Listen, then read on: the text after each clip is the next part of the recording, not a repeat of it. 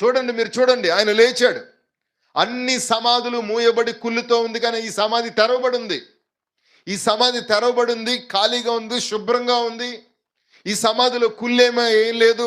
ఆయన తిరిగి లేచాడు అని సమాధి ఇప్పటికి కూడా మరణాన్ని వెక్కిరిస్తూ ఇజ్రాయెల్లో యెరూషలేములో నిలిచింది. అది ఇప్పటికి కూడా ఇట్స్ ఓపెన్ టూంబ్.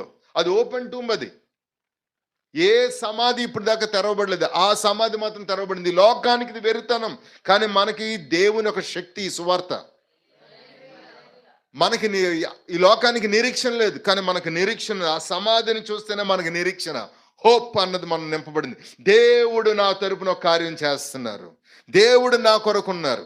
సమాధి తెరవబడింది. ఆయన లేడు, ఆయన లేచి ఉన్నాడు. కాబట్టే గొప్ప విశ్వాసం మనం కలిగి ఉండాలి. దేవుని బిడ్డలారా, నీ విశ్వాసం దేన్ని బట్టి? అదిగో శిలువ మరణాన్ని బట్టి